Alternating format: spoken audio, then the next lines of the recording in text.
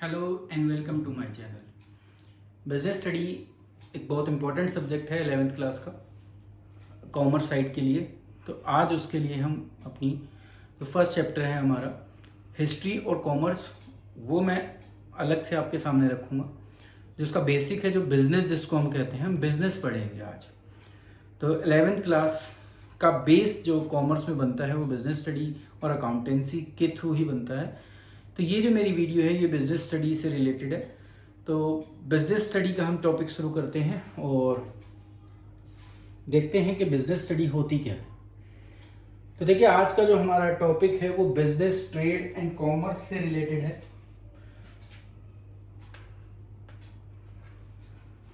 Business को हम वैसे व्यवसाय कहते हैं।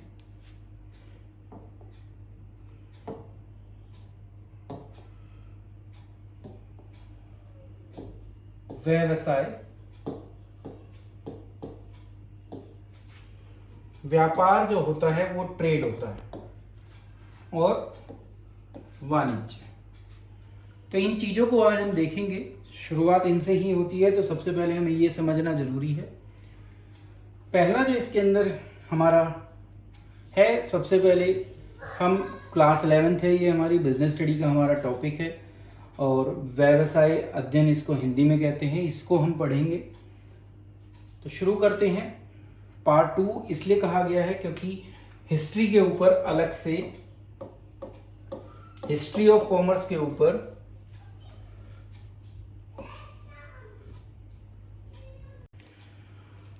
हिस्ट्री ऑफ बिजनेस जो है, बिजनेस वो अलग से टॉपिक है जिसको मैं अलग वीडियो के थ्रू बताऊंगा, इसलिए इसको पार्ट 2 कहा गया है। तो पार्ट 2 हम इस वीडियो के थ्रू स्टार्टिंग करते हैं, जो हमारा मेन बिजनेस स्टडी का टॉपिक है।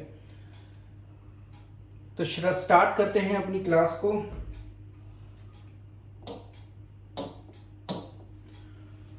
सबसे पहले हम बिजनेस का अर्थ समझेंगे कि बिजनेस होता क्या है।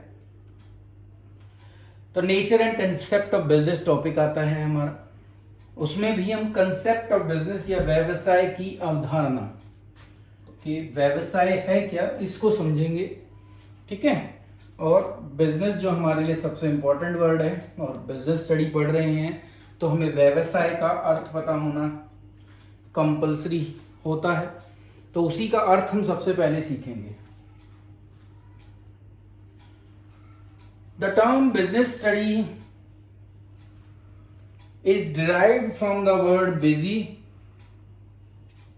देखिए, बिजी वर्ड से अगर हम बिजनेस की बात करें तो बिजनेस जो वर्ड निकला है वो बिजी से निकला है, और बिजनेस मीन्स बिजी। तो इससे क्या पता चलता है कि जो बिजनेस करते हैं वो क्या रहते हैं, व्यस्त रहते हैं, काम करना पड़ता है, प्लानिंग करनी होती है, बहुत सारे काम हम बिजनेस में करते हैं। कैसे व्यवसाय को चलाएंगे, क्या किन को बेचना है, कहाँ बेचना है।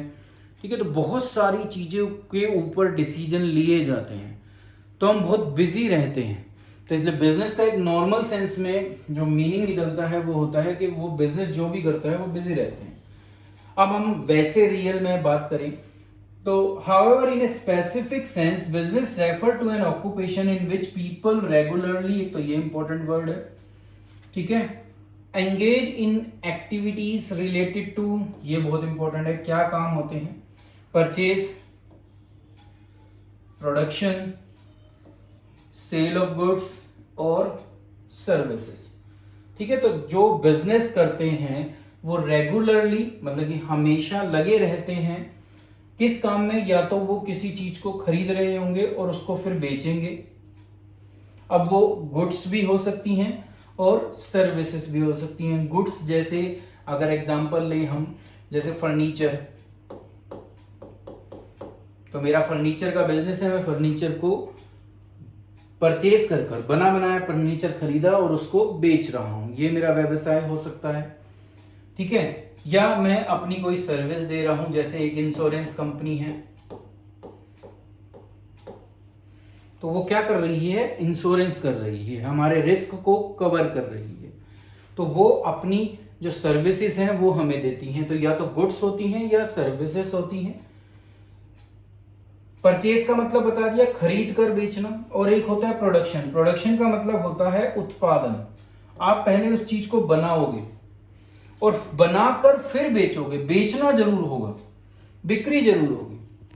तो ये मीनिंग है व्यवसाय का। अगर हम कहीं हमसे अर्थ पूछा जाता है तो अर्थ यही निकल के आता है कि business refer to an occupation in which people regularly engage in activities related to purchase, production और sale of goods and services. और ये सारा काम हम करते किस लिए हैं? व्यवसाय को चला किस लिए रखा है? लाभ कमाने के लिए, प्रॉफिट कमाने के लिए। तो ये सारा काम इसलिए किया जाता है जिससे हम प्रॉफिट को अर्न कर सकें और अपनी जो लाइवलीहुड है, जीवन को जीने के लिए जो नेसेसरी चीजें हैं, वो हम अपने घर के लिए, अपनी फैमिली के लिए पूरे कर सके, जो बिजनेसमैन है। अर्थ हो गया। अब आगे चलते हैं। अब आता है क्लासिफिकेशन ऑफ एक्टिविटीज। तो अभी हमने पढ़ा कि क्रियाएं होती हैं, एक्टिविटीज की जाती हैं। तो क्या क्या क्रियाएं हैं उनको हम क्लासिफाई करते हैं। तो ये आप बिजनेस स्टडी में भी पढ़ चुके हो, इकोनॉमिक्स में भी पढ़ चुके हो। एक होती है इकोनॉमिक एक्टिविटी और दूसरी होती है नॉन इकोनॉमिक एक्टिविटी। ठीक है, तो इन दोनों का अर्थ समझेंगे कि क्रियाएं क्या क्या होती हैं। एक्टिविटी को गतिविधियां कहते हैं।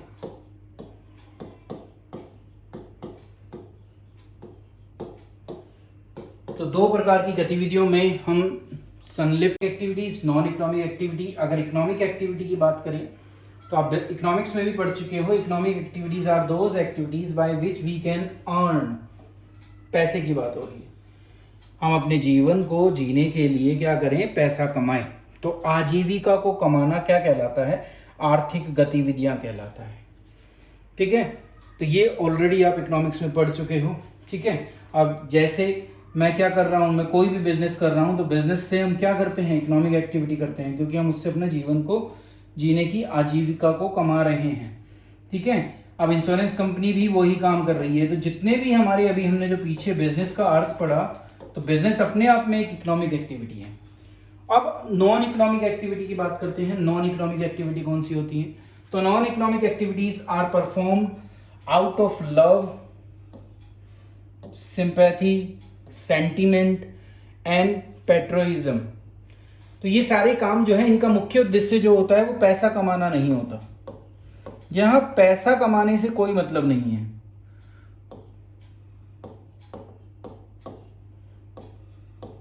ये काम हम पैसे कमाने के लिए कभी नहीं करते। ठीक है, तो ये इसका मुख्य उद्देश्य कहीं से भी आजीविका कमाना नहीं है। ये हम क्या करते हैं? प्यार में करते हैं, सहानुभूति में करते हैं, भावना में करते हैं, देशभक्ति, इन सारे उद्देश्यों को पूरा करने के लिए करते हैं। जैसे घर में जब मम्मी आपकी खाना बनाती है तो वो इसलिए नहीं बनाती कि आप उनको पैसे दोगे। वो प्यार आपसे है, फैमिली से जुड़ी हुई है, इसलिए वो खाना बना रही है। पर जब हम होटल में जाते हैं, अगर हम किसी होटल में जाएं और फिर वहां हमें खाना बना हुआ जो मिलता है, वहां पर वो इकोनॉमिक एक्टिविटी बन जाती है। तो खाना बनाना दो अलग अलग, बन खाना ही रहा है दोनों जगह, बट जब मम्मी घर के लिए बना रही है तो वो नॉन इकोनॉमिक एक्टिविटी है। और एक शेफ अगर होटल में खाना बना रहा है तो होटल का उसको पर्पस क्या है? बेचने का, तो वो इकोनॉमिक एक्टिविटी है। तो ये दो टाइप की एक्टिविटीज हमारी होती हैं, इकोनॉमिक एक्टिविटीज और नॉन इकोनॉमिक एक्टिविटीज। तो नॉन इकोनॉमिक एक्टिविटीज जो होती हैं वो प्यार, सहानुभूति, भावना और देशभक्ति से की जाती है। मुख्य उद्देश्य सिर्फ सेवाएं करना है, पैसा कमाना नहीं है। वन साइडेड एक्टिविटी होती है, दूसरी तरफ वाला हमें कुछ नहीं देता इसके बदले में। ठीक है, या वो देता है तो वहां से भी पैसे वाली कोई क्रिया नहीं होती। यहां आपका उद्देश्य वही है, यहां आप कोई चीज दे रहे होगे और उसके बदले में पैसा ले रहे होगे, तो वो इकोनॉमिक एक्टिविटी कहलाती है। तो अब इसी पे जो नॉन इकोनॉमिक और इकोनॉमिक एक्टिविटी देखी हमने, इस पे कुछ एग्जांपल हम देखते हैं, उसको और क्लियर करते हैं कि ये चीज होती क्या है। तो ये आप अपने आप सोचिए। अभी मैं आपके सामने कुछ फिगर रख रहा हूं। ठीक है, अब ये यहां पर क्या हो रहा है? एक किसान क्या कर रहा है? खेती कर रहा है अपने खेत के अंदर। तो farmer growing crop for on consumption. अब जब ये वर्ड ये आ गया ऑन कंजम्पशन, ठीक है। तो यहाँ से आपको पता चल जाना चाहिए कि जब वो अपनी खुद के लिए फसल उगा रहा है तो क्या वो इकोनॉमिक एक्टिविटी है या नहीं है। ठीक है, तो ये इकोनॉमिक एक्टिविटी है, नॉन इकोनॉमिक एक्टिविटी है। अभी आप सोचिए, फिर मैं बताऊंगा। एक दूसरी फिगर आपके सामने आती है। दूसरी फिगर में एक बैगर क्या कर रहा है, पर्सन बैगिंग एट ए बिजी ट्रैफिक इंटरेक्शन। एक ट्रैफिक चौराहे पर क्या कर रहा है, बैगिंग कर रहा है। ठीक है, अब ये आप फिर दोबारा सोचिए, क्या ये इकोनॉमिक एक्टिविटी है या नहीं है। एक फिगर और आपके सामने आती है। यहाँ आपको दिख रहा है कि जो वर्कर्स हैं, अब ये सब एम्प्लॉयज हैं। अब एम्प्लॉयज क्या कर रहे हैं, सिलाई कर रहे हैं, मतलब एक तरीके से जो है एक फैक्ट्री ओनर है और वो क्या कर रहा है, प्रोड्यूस कर रहा है क्या, स्कूल्स बैग। तो स्कूल बैग मेकिंग की यहाँ पे प्रोसेस चल रही है। अब जब उन्होंने कह दिया कि ये एक फैक्ट्री ओनर है, यहां से आपको समझ में आ जाना चाहिए कि ये इकोनॉमिक एक्टिविटी है या नहीं है। यह आपके लिए बहुत जरूरी है कि आप ये समझ पाए कि क्या इकोनॉमिक एक्टिविटी है और क्या नॉन इकोनॉमिक एक्टिविटी है। मैं और आपके सामने रखता हूं। अब ये एक services of A domestic help doing house hold course eight an employer house. यहाँ एक लेडी है जो काम कर रही है, घरेलू काम कर रही है, और जो नियोक्ता का मतलब है जिसने उसको अपॉइंट किया है। तो यहाँ काम किया जा रहा है अपॉइंटमेंट के थ्रू, मतलब कि उनको उस काम के लिए रखा गया है। फिर आपको यही पहचानना है कि क्या ये इकोनॉमिक एक्टिविटी है या नहीं है। एक और आती है फिगर, काम दोनों जगह सेम हो रहा है। यहाँ भी हाउस होल्ड एक्टिविटीज हैं, यहाँ पर भी हाउस होल्ड एक्टिविटीज हैं, पर यहाँ जो हाउस होल्ड एक्टिविटीज की जा रही हैं वो हाउस वाइफ द्वारा की जा रही है। मतलब ये अपने घर में काम कर रही हैं और ये अपने एम्प्लॉयर के घर में काम कर रही हैं। तो ये 5 एक्टिविटीज आपके सामने मैंने रखी। आप मुझे कमेंट बॉक्स में कमेंट कर ये जरूर बताना कि इसमें से कौन सी एक्टिविटी जो है वो इकोनॉमिक है और कौन सी नॉन इकोनॉमिक है। मैं इन सबको नंबर दे देता हूं, आप कमेंट बॉक्स पे इन नंबर के अकॉर्डिंग बताना कि कौन सी इसमें से इकोनॉमिक एक्टिविटी है और कौन सी नॉन इकोनॉमिक एक्टिविटी है। तो ये नंबर जो है मैंने इन 5 फिगर्स पर दे दिए हैं। आप कमेंट बॉक्स में मुझे बताना, फिर मैं आपको कमेंट में ही बॉक्स में ही आपके रिप्लाई करूंगा कि कौन सी एक्टिविटी कौन सी थी, आपने सही बताया है या नहीं बताया है। अभी हम आगे चलते हैं।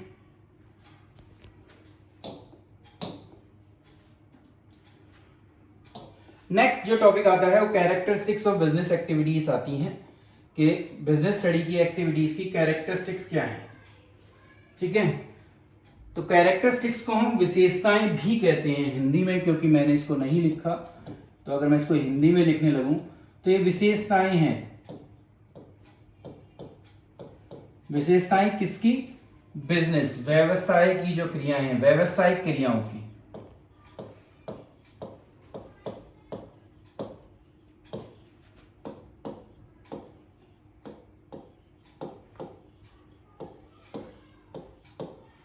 तो क्या कैरेक्टरिस्टिक्स हैं, पहली आती है, पहली मैंने आपके सामने लिख दी। अभी हमने देखा economic activity non economic activity करके आए, तो मैंने आपको बताया कि क्योंकि व्यवसाय का जो मुख्य उद्देश्य वो प्रॉफिट कमाना होता है, ठीक है, वो अपनी लाइवलीहुड, अपने जीवन को चलाने के लिए काम करते हैं, तो वो एक इकोनॉमिक एक्टिविटी है।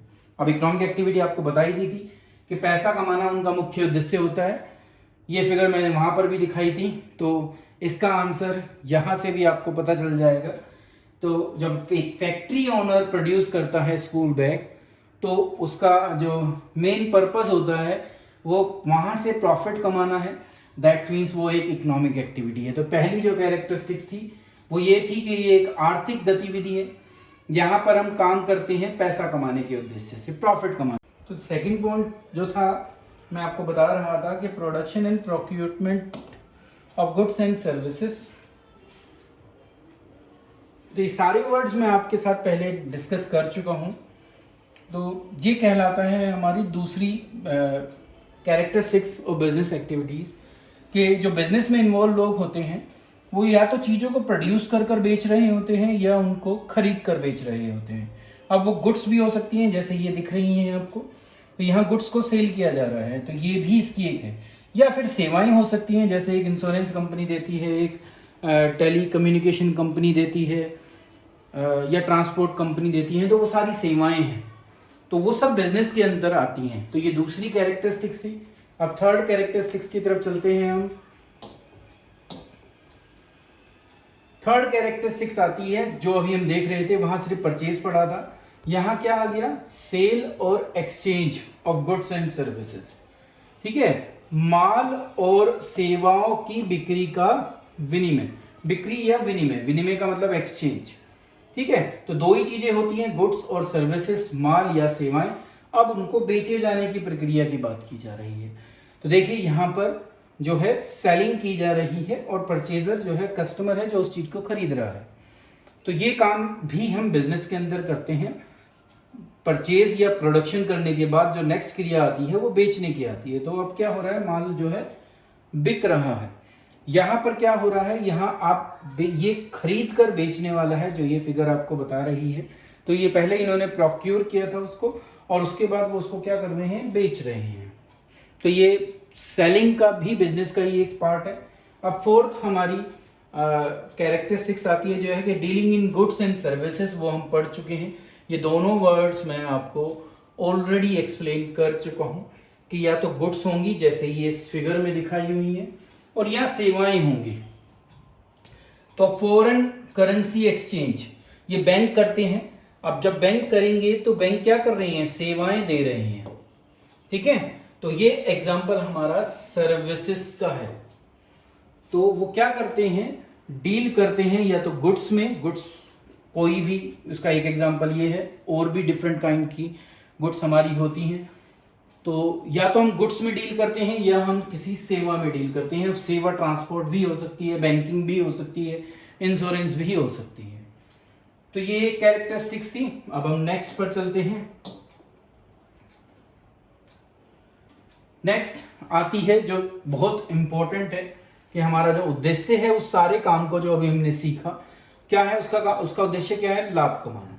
तो हम किस लिए काम करते हैं, प्रॉफिट कमाने के लिए। सबसे इंपॉर्टेंट है, अगर हम बिजनेस कर रहे हैं तो ये मोस्ट इंपॉर्टेंट उसकी कैरेक्टरिस्टिक्स है। हर बिजनेस इसीलिए बिजनेस करता है कि वो प्रॉफिट को कमा सके। तो one of the main purpose of business is to earn profit या earn income by way of profit, क्योंकि वो जो भी कमाते हैं किस वे में कमाते हैं, profit. Businessman make all possible effort to maximize इस प्रॉफिट। हम सब ये चाहते हैं, हर बिजनेसमैन ये चाहता है कि वो जितना ज्यादा लाभ कमा सके। लाभ कमाने के तरीके अलग अलग हो सकते हैं, पर सब ये चाहते हैं कि हम अपने लाभ को जितना ज्यादा अधिकतम कर सकें, वो हम उसकी कोशिश करें। तो सबसे इंपॉर्टेंट पॉइंट है ये बिजनेस का। प्रॉफिट जहां से भी शुरू करते हैं, हम चाहते हैं कि वो बेल हमारी चलती रहे और उसका कोई एंड ना हो। यहाँ तो फिर भी एंड हो रहा है, ये और ऊपर जाती रहे जाती रहे जाती रहे। तो हम यही चाहते हैं कि प्रॉफिट क्या होता रहे, हमारा मैक्सिमम होता रहे, उसकी कोई अंत ना हो, जितना हम उसको बढ़ा सकें वो कर पाए। तो उसी के लिए हम कोशिश करते हैं। नेक्स्ट आता है हमारा अनसर्टेनिटी ऑफ रिटर्न। तो ये कैरेक्टरिस्टिक्स थोड़ी सी अब अलग हैं, जो अब तक हमने पढ़ा उससे थोड़ा सा अलग जा रहे हैं हम। अब वो कह रहे हैं रिटर्न का मतलब प्रतिफल होता है कि जो पैसा व्यवसाय में बिजनेस ने इन्वेस्ट किया, लगाया, ये इन्वेस्टमेंट है मेरी। मान लिया मैंने 50,000 रुपए लगाए, तो मैं अब इसके बदले में क्या चाहता हूं, रिटर्न का मतलब इसके बदले में मुझे क्या मिले। तो अगर मैं पूरे साल काम करता हूं और मैं इस 50,000 से 70,000 रुपए कमा पा रहा हूं, ठीक है, तो ये मेरा रिटर्न है। इसको क्या कहूंगा मैं, रिटर्न। तो जो पैसा इन्वेस्ट किया गया था उसके बदले में क्या मिल रहा है। अब वो 70 भी मिल सकता है, मैंने एग्जांपल आपके सामने रखा। ऐसी भी कंडीशन आ सकती है कि ये 30 भी हो सकता है। ठीक है, तो अनसर्टेनिटी है, अनिश्चितता है। अनिश्चितता क्यों है, क्योंकि हम जो भी काम करेंगे वो भविष्य के में करेंगे।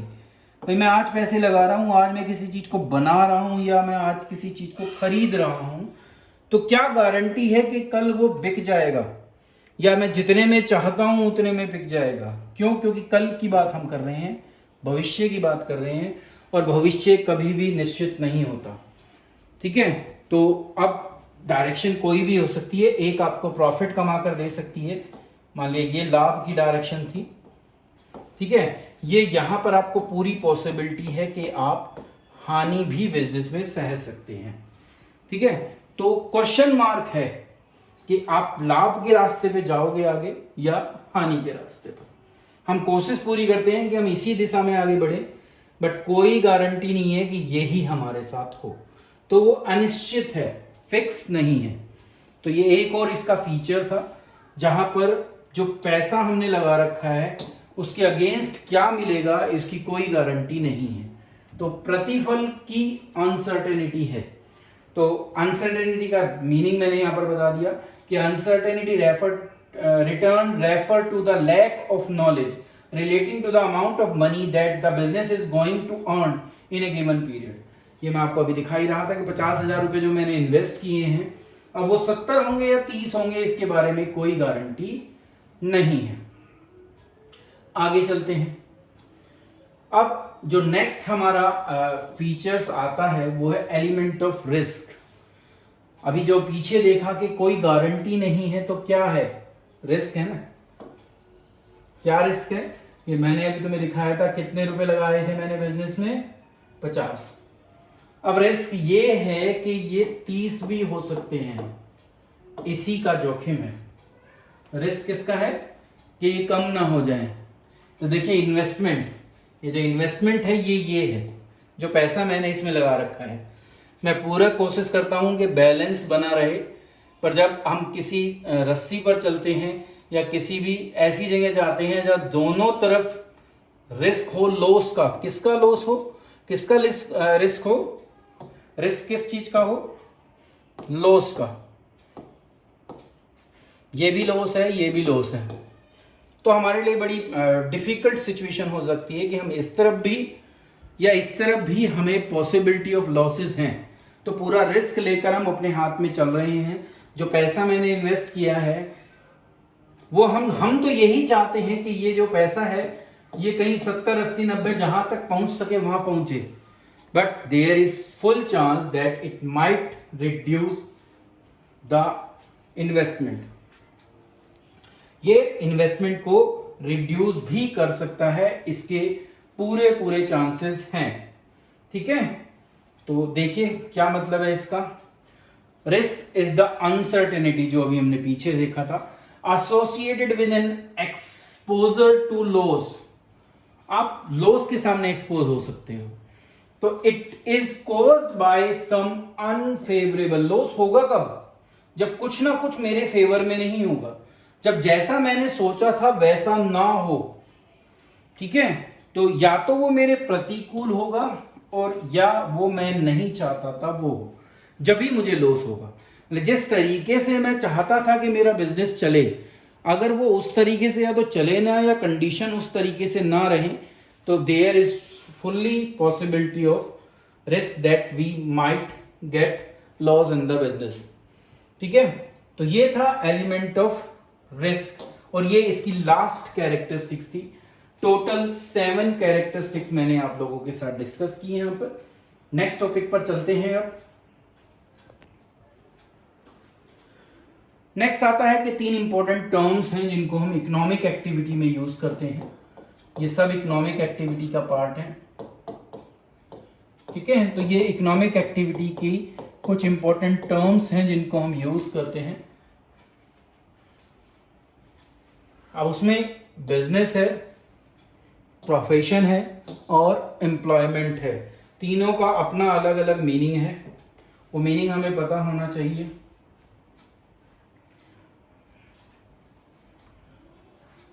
मीनिंग समझते हैं, तो ये कुछ पॉइंट मैंने लिए हैं। ये सारे पॉइंट जो है एनसीईआरटी बुक में गिवन है। एनसीईआरटी से बेस्ट बिजनेस स्टडी के लिए कोई बुक नहीं है, वहीं से मैंने लिया है।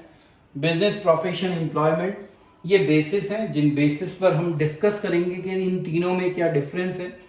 तो देखिए, सबसे पहला है कि मोड ऑफ एस्टेब्लिशमेंट, कैसे आप इसको बनाओगे, इसको स्टैब्लिश कैसे किया जाएगा। स्थापित कैसे किया जाएगा। ठीक है, तो entrepreneur decision and other legal formality if necessary. Entrepreneur किसको कहे गए हैं? ये व्यवसाय के मालिक को। मालिक ये डिसाइड करेगा कि हम बिजनेस में किस तरीके से चलेंगे। तो सबसे पहले तो जो मालिक है वो डिसाइड करेगा, और दूसरा उसके साथ कुछ लीगल फॉर्मेलिटीज होती हैं जिनको हमको पूरा करना होता है। ठीक है, कुछ कानूनी जरूरी चीजें होती हैं जो कानूनी रूप में हमें जरूरी हैं, तो उन कानूनी औपचारिकताओं को हमें पूरा करना है।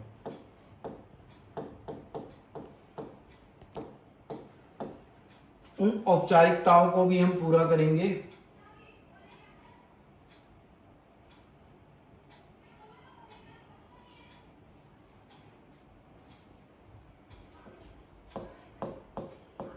तो वो कानूनी औपचारिकताएं भी हैं मेरे सामने। तो बिजनेस इस तरीके से एस्टेब्लिश होता है।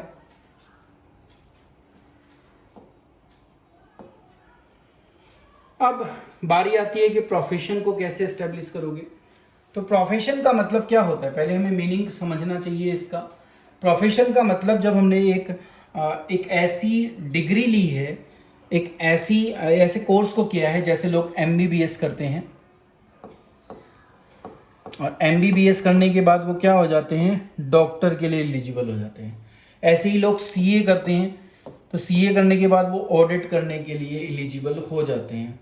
ऐसे ही लोग CS करते हैं, कंपनी सेक्रेटरी का कोर्स, तो वो मैनेजिंग, किसी भी कंपनी को मैनेज करने के लिए एलिजिबल हो जाते हैं। लोग LLB करते हैं। तो ये कुछ स्पेसिफिक रिक्वायरमेंट है, प्रोफेशनल कोर्सेज हैं जिनको पूरा करने के बाद मैं अपना जो है प्रोफेशन शुरू कर सकता हूँ। ठीक है, बिजनेस को व्यवसाय कहते हैं, प्रोफेशन को पेशा कहते हैं। तो अगर आप इसकी हिंदी अनुवाद देखो तो इसका मतलब है कोई पेशा। ठीक है, और एम्प्लॉयमेंट का मतलब रोजगार होता है।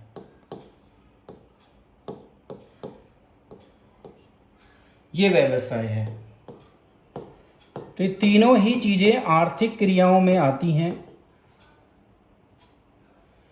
बट तीनों के लिए अलग अलग तरीके से हमें काम करना पड़ता है। तो मेंबरशिप लेनी होती है किस? उस प्रोफेशनल बॉडी की जो इन कोर्सेज के लिए रजिस्ट्रेशन करती हैं। CA के लिए institute of chartered accountant of India, LLB के लिए bar council of India, MBBS के लिए मेडिकल काउंसिल ऑफ इंडिया। ठीक है, कंपनी सेक्रेटरी के लिए कंपनी सेक्रेटरी का Indian institute of company secretary है, वहाँ से हमें मेंबरशिप लेनी पड़ती है और एक सर्टिफिकेट दिया जाता है कि आप एलिजिबल हो प्रैक्टिस करने के लिए। तो इसकी शुरुआत जो होगी वो जब होगी जब हमारे पास वो मेंबरशिप हो। मेंबरशिप कब मिलेगी? जब मैं उनके कोर्स को पूरा कर लूँगा। एम्प्लॉयमेंट की शुरुआत कैसी होगी? एम्प्लॉयमेंट कैसे एस्टेब्लिश होगा?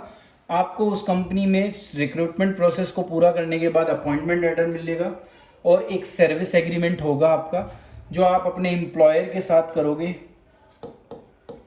तो आप एम्प्लॉयर के साथ जब सर्विस एग्रीमेंट एंटर कर लोगे तो आप रोजगार को शुरू कर सकते हो, एम्प्लॉयमेंट को शुरू कर सकते हो। नेक्स्ट पॉइंट पर आते हैं, बेसिस। नेक्स्ट है नेचर ऑफ वर्क, क्या काम किए जाएंगे, किस प्रकार के काम होते हैं इन तीनों चीजों में। तो बिजनेस के अंदर आपने पढ़ा है गुड्स को और सर्विसेज को लोगों तक पहुंचाना होता है, तो वो यही काम करते हैं, गुड्स और सर्विसेज को, मतलब कि वस्तुओं और सेवाओं को पब्लिक तक पहुंचाने का काम बिजनेस करता है। प्रोफेशन की बात करें तो ये करते हैं, रेंडरिंग करते हैं पर्सनलाइज सर्विस। देखिए, CA मेरी कंपनी के लिए काम करेगा तो मेरे अकॉर्डिंग जो है अपनी पर्सनलाइज सर्विस देगा। डॉक्टर जब मेरा इलाज करता है तो वो मेरे अकॉर्डिंग मेरा इलाज करता है, जैसा मुझे जरूरत है, तो वो मुझे एक्सपर्ट सर्विस देते हैं। ठीक है, तो ये पर्सनलाइज सर्विस है, मेरे लिए अलग है और दूसरे कस्टमर के लिए अलग होंगी। जिसको जैसी जरूरत है उसके हिसाब से ये सर्विसेज दी जाती हैं। ये सिर्फ सेवाएं देते हैं, ये किसी चीज को बनाते नहीं है, ये बात याद रखना।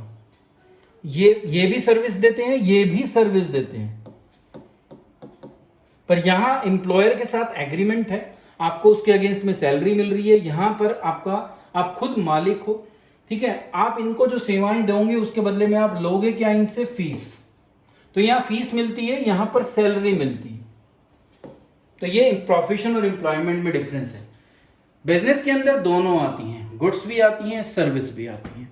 ठीक है, जो इसके अंदर सर्विस है वो प्रोफेशनल नहीं होती।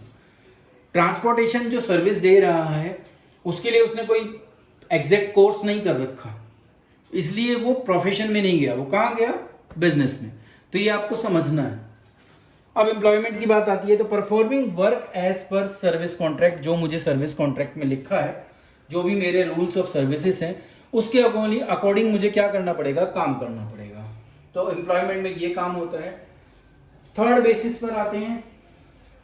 थर्ड बेस है क्वालिफिकेशन, योग्यता क्या है। तो बिजनेस के लिए कोई क्वालिफिकेशन की मिनिमम रिक्वायरमेंट नहीं है। तो एक 5वीं पास व्यक्ति भी बिजनेस कर सकता है और एक पीएचडी होल्डर भी बिजनेस कर सकता है। तो व्यवसाय के लिए क्वालिफिकेशन की कोई नेसेसरी रिक्वायरमेंट नहीं है, बट इन दोनों में आपको मिलेगी। प्रोफेशनल में आपको क्वालिफिकेशन चाहिए, जो कोर्सेज हैं वो पूरे होने चाहिए। तो आपको एक्सपर्टाइज और ट्रेनिंग मिली हो उस स्पेसिफिक फील्ड में जिसका आपके पास सर्टिफिकेट है, जो प्रोफेशनल बॉडी देती है। तो सीए का कोर्स होगा तो आप सीए बन सकते हो, एलएलबी करोगे तो आप वकील बन सकते हो, एमबीबीएस करोगे तो डॉक्टर बन सकते हो। सीएस जो होता है वो कंपनी सेक्रेटरी के लिए होता है। तो अगर आप किसी कंपनी में कंपनी सेक्रेटरी की पोस्ट पर जाना चाहते हो तो ये कोर्स होना चाहिए। बाकी मैनेजर वो बिना उसके भी बन सकता है, बिना इसके भी। तो इनके लिए एक प्रोफेशनल बॉडी होती है, जो उन्होंने क्वालिफिकेशन, एक्सपर्टाइज और ट्रेनिंग बोली है वो हमें पूरी करनी पड़ेगी। एम्प्लॉयमेंट में जाएं, अगर एम्प्लॉयमेंट की बात करें तो जो एम्प्लॉयर चाहता है, जिसने मुझे नौकरी दी है, वो जो चाहेगा, जिस प्रकार की क्वालिफिकेशन चाहेगा। अब अगर एक एम्प्लॉयर ये कहता है कि मैं तो अपने यहाँ पर क्लास 4 जो है, जो मेरे यहाँ पियोन का काम करेगा, वो भी क्या होना चाहिए, ग्रेजुएट होना चाहिए। तो क्वालिफिकेशन किसने डिसाइड की, जो एम्प्लॉयर है। ठीक है, तो एम्प्लॉयर डिसाइड करता है कि क्या नेसेसरी या मिनिमम क्वालिफिकेशन होगी। तो ये थे तीनों की क्वालिफिकेशन से रिलेटेड पॉइंट। अब आता है नेक्स्ट कि भाई अगर मैं उनकी काम करता हूँ, बिजनेस करता हूँ, प्रोफेशनल में जाता हूँ, तो उसके बदले में मुझे क्या मिलेगा। तो रिवार्ड क्या है, रिटर्न क्या है। तो देखिए, जब बिजनेस की बात करें तो वो प्रॉफिट अर्न करते हैं।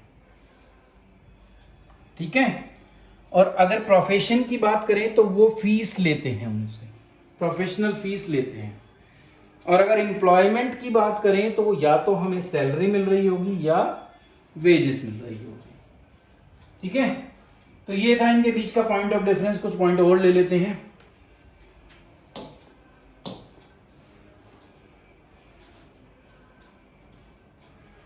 नेक्स्ट आता है कि कितना पैसा लगाना पड़ता है, कितनी इन्वेस्टमेंट करनी पड़ती है, पूंजी कितनी लगानी पड़ेगी हमें। तो यहां हम देखेंगे कि पूंजी की रिक्वायरमेंट क्या है। ठीक है, तो देखिए, बिजनेस के अंदर सबसे ज्यादा पैसा चाहिए, कैपिटल चाहिए। जैसा हमारे बिजनेस का साइज होगा और जैसा उसका नेचर होगा, उस हिसाब से हम क्या करेंगे, बिजनेस में पैसा चाहिएगा, इन्वेस्टमेंट चाहिएगी। अब नेक्स्ट आता है प्रोफेशन में कितना पैसा चाहिए। तो ये वर्ड देखिए लिखा हुआ है, लिमिटेड कैपिटल। तो सीमित पूंजी चाहिए, ज़्यादा पैसा नहीं चाहिए, क्योंकि इनको इतनी सारी चीज़ें नहीं करनी। एक छोटा सा अपना ऑफिस खोल लें, 1-2 एम्प्लॉय अपने रख लें तो ये अपना काम कर सकते हैं। तो इनको लिमिटेड कैपिटल की ज़रूरत है, पूंजी बिल्कुल नहीं चाहिए। एम्प्लॉयमेंट, जो रोजगार पे जाते हैं लोग, नौकरी करते हैं, क्या वो भी पैसा लगाते हैं नौकरी पाने के लिए या नौकरी करने के लिए? कोई कैपिटल की रिक्वायरमेंट नहीं है, आपको कुछ पैसा नहीं लगाना, बस एग्रीमेंट है, आप उनके लिए काम करो, वो उसके बदले में आपको पैसा देंगे सैलरी और वेजेस के रूप में। अब बारी आती है 6 की, जो क्या है, रिस्क। भाई जिसमें जितना पैसा ज्यादा लगाया, भाई जिसके जहां जितनी कैपिटल ज्यादा है वो उतना ही ज्यादा रिस्क पर है। तो सबसे ज्यादा पैसा कहाँ लगा था, बिजनेस में। तो यहाँ प्रॉफिट अनसर्टेन है, तो रिस्क बहुत ज्यादा है। ठीक है, अनसर्टेन और इरेगुलर है, क्योंकि रिटर्न में क्या मिल रहा है, प्रॉफिट की कोई गारंटी नहीं है, ये हमने पढ़ ही लिया। ठीक है, इरेगुलर है, ये भी नहीं है कि जितना मिल रहा है हर बार उतना ही मिलेगा, ऐसा भी कुछ नहीं है। तो रिस्क इसलिए सबसे ज्यादा यहां पर है, मोस्ट इन तीनों के अंदर, इसके अंदर रिस्क। अब अगर प्रोफेशन की बात करें, लिमिटेड पैसा लग रहा है, तो क्योंकि उसको फीस मिल रही है, ठीक है। अब उसने कैपिटल में पैसा तो लगा रखा है, तो कुछ रिस्क उसको है। जो पैसा उसने लगा रखा है उसके डूबने के चांसेस हैं। अगर उसको कोई भी क्लाइंट ना मिले तो वो पैसा उसका डूब सकता है। ठीक है। लोग डॉक्टर हैं जो अपने इंस्टीट्यूट नर्सिंग होम खोल लेते हैं, तो नर्सिंग होम नहीं चलेगा तो जितना पैसा उन्होंने लगाया है वो तो डूबेगा ना। तो इसलिए रिस्क है वहां पर। ठीक है। या अपनी कोई शॉप भी खोल लें, उसमें भी एम्प्लॉयमेंट में क्योंकि कैपिटल ही नहीं लगी तो क्या है, कोई भी रिस्क नहीं है, बहुत कम रिस्क है। रिस्क है क्या, नौकरी जाने का, बाकी कोई रिस्क नहीं है। यहाँ पर फिक्स पे है, रेगुलर पे है, मिलती ही है, तो इसलिए रिस्क की जो है जो पॉसिबिलिटी है वो बहुत कम है। अब बारी आती है ट्रांसफर ऑफ इंटरेस्ट। तो क्या अपने हित को, इंटरेस्ट का मतलब हित होता है, हित का मतलब जो पैसा आपने बिजनेस में लगाया है या वो अपने बिजनेस को आप किसी और को बेच सकते हो, तो इसका मतलब ये है। तो यहां पर बेचा जा सकता है, कुछ फॉर्मेलिटीज को पूरा करो तो आप अपने हित को ट्रांसफर कर सकते हो। प्रोफेशनल में जो डिग्री मुझे मिली है, क्या मैं उसको किसी और को दे दूंगा? नहीं, पॉसिबल नहीं। क्या रोजगार पर मुझे रखा है, मेरी जगह कोई और काम कर सकता है? नहीं, तो ये पॉसिबल नहीं है। अब बारी आती है कोड ऑफ कंडक्ट। काम कैसे किया जाए, क्या कुछ नियम है? काम करने के नियम है, बिजनेस में कुछ नहीं है। कहा जाता है ना, everything is possible in love and war, या बिजनेस कह लो। तो बिजनेस के लिए कोई नियम नहीं है। नियम बनाऊंगा मैं, खुद बनाऊंगा, मेरे ऊपर किसी की कोई बाउंडेशन नहीं है। तो यहाँ कोई कोड ऑफ कंडक्ट नहीं होता। ठीक है। प्रोफेशनल में होता है, प्रोफेशन में होगा, क्योंकि प्रोफेशनल बॉडीज हैं, तो उन प्रोफेशनल बॉडी ने जो कोड ऑफ कंडक्ट बना रखा है मुझे उनको फॉलो करना पड़ेगा। तो जो जैसे MBBS की बात करें, डॉक्टर की बात करें, तो मेडिकल काउंसिल ऑफ इंडिया ने कोड ऑफ कंडक्ट दे रखे हैं कि आप कभी भी किसी भी पेशेंट को डिनाई नहीं करोगे, उसको जबरदस्ती टेस्टिंग नहीं करवाओगे, जो सही इलाज है वो दोगे। तो ये नियम हैं। LLB जब लोग करते हैं, वकील बनते हैं, तो वहाँ नियम है, कोड ऑफ कंडक्ट है कि आप कभी भी झूठ का साथ नहीं देंगे। तो वहाँ पर नियम है जिनकी शपथ दिलाई जाती है और वो कहा जाता है कि आप ये काम नहीं करोगे। बट क्या हो रहा है वो एक अलग है, पर प्रोफेशन में कोड ऑफ कंडक्ट है तो मुझे उसको मानना पड़ता है। एम्प्लॉयमेंट में तो एम्प्लॉयर ने मेरे लिए नियम बना रखे हैं, तो जो भी नियम मेरे एम्प्लॉयर ने बनाए हैं मुझे उनको पूरा पालन करना पड़ेगा। ठीक है। नेक्स्ट और लास्ट के एग्जाम्पल की बात करें, बिजनेस में क्या आता है, कोई शॉप भी आ सकती है, फैक्ट्री भी आ सकती है। प्रोफेशन में क्या आता है, कोई लीगल फर्म हो सकती है जो LLB करके लगेगी, कोई मेडिकल प्रोफेशनल हो सकते हैं, डॉक्टर वगैरह, डॉक्टर्स जो होते हैं, और चार्टर्ड अकाउंटेंट। पता ही है आपको, ये आपके कॉमर्स का सबसे इंपॉर्टेंट, सबसे प्रीमियर कोर्स है। एम्प्लॉयमेंट में जाएं तो डिफरेंट काइंड ऑफ एम्प्लॉयमेंट दी जाती है, बैंक में, इंश्योरेंस में, और कंपनीज में, किसी गवर्नमेंट में। तो ये सब हमारे किसके एग्जाम्पल हैं, एम्प्लॉयमेंट के। तो ये बेसिकली ये 9 पॉइंट से ये 3 चीजें क्लियर करनी थी मुझे आपको, कि क्या बिजनेस होता है, क्या प्रोफेशन होता है, और क्या एम्प्लॉयमेंट होता है। तो आज की ये वीडियो जो थी, इस वीडियो में मैंने आपको व्यवसाय का क्या अर्थ है वो बताया, व्यवसाय की क्या विशेषताएं हैं वो बताई, और व्यवसाय, प्रोफेशन और एम्प्लॉयमेंट, रोजगार, इनमें क्या डिफरेंस है वो बताया। नेक्स्ट वीडियो में हम इस टॉपिक को और आगे बढ़ाएंगे। आप इस चैनल पर नए हैं तो चैनल में अगर आपको वीडियोस पसंद आई हो, अकाउंट्स की वीडियो ऑलरेडी अवेलेबल है, तो आप चैनल को सब्सक्राइब कर सकते हैं। वीडियो को लाइक करना, शेयर करना और ज़्यादा से ज़्यादा लोगों तक पहुंचाना मत भूलिएगा। Thank you.